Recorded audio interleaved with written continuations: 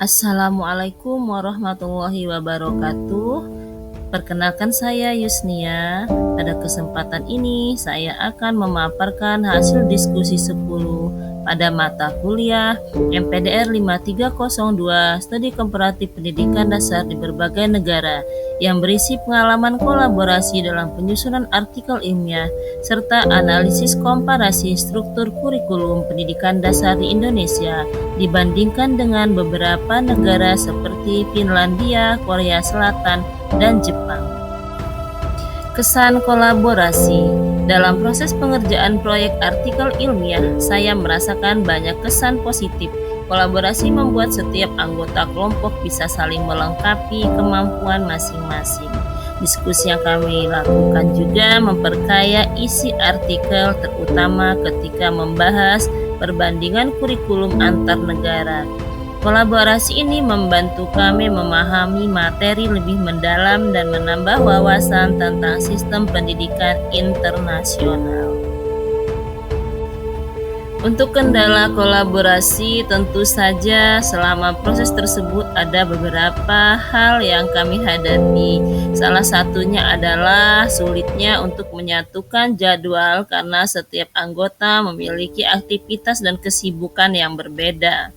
Selain itu, adanya perbedaan kemampuan dalam literasi digital dan gaya penulisan membuat proses penyelarasan artikel membutuhkan waktu lebih panjang. Meskipun demikian, kendala ini bisa kami atasi melalui komunikasi yang intens dan kerjasama. Sebagai saran perbaikan dalam kolaborasi, ada beberapa saran perbaikan yang menurut saya penting untuk meningkatkan efektivitas kerja kelompok. Yang pertama, membuat timeline kerja sejak awal agar semua anggota memiliki panduan yang jelas. Yang kedua, pembagian peran yang terstruktur seperti siapa yang menjadi editor, kemudian yang mencari data, dan siapa yang menulis. Yang terakhir, penggunaan platform kolaboratif seperti Google Doc tentu sangat membantu proses revisi dan penyamaan format. Komparasi kurikulum untuk Indonesia dan Finlandia. Saya menganalisis perbandingan antara kurikulum Indonesia dan Finlandia, yang mana kurikulum Indonesia cenderung kompetitif, memiliki sistem ranking, beban belajar tinggi, dan gaya belajar yang masih cenderung terpusat kepada guru. Sementara itu, Finlandia menerapkan sistem yang sangat menjunjung equality dan equity. Tidak ada ranking, tidak ada tinggal kelas, jam belajar lebih sedikit, dan guru wajib berpendidikan S2. Ini menunjukkan bahwa Finlandia sangat menekankan kualitas, fleksibilitas, dan kesejahteraan untuk peserta didiknya. Selanjutnya adalah perbandingan dengan Korea Selatan.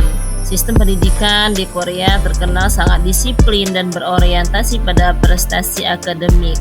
Siswa belajar mulai dari pagi hingga malam hari, baik di sekolah maupun di lembaga tambahan seperti Hagwon. Selain itu, Korea merupakan salah satu negara dengan investasi pendidikan terbesar. Tekanan akademik tinggi menjadi ciri khas sistem ini. Hal ini tentu berbeda dengan Indonesia yang lebih menekankan penguatan karakter dan profil belajar siswa. Untuk Jepang, struktur kurikulumnya juga sangat kuat dan berstandar nasional. Disiplin menjadi nilai utama dalam sistem pendidikan mereka. Hari belajar lebih panjang dibandingkan di Indonesia. Dan kurikulum sangat terstruktur serta didukung budaya belajar yang mandiri. Jepang juga menanamkan kemandirian, kerja keras, dan etika sejak dini. Hal ini membuat kualitas pendidikan mereka sangat konsisten. Sebagai refleksi pribadi, dari keseluruhan proses pengerjaan proyek artikel ilmiah ini, saya mendapatkan banyak sekali wawasan baru.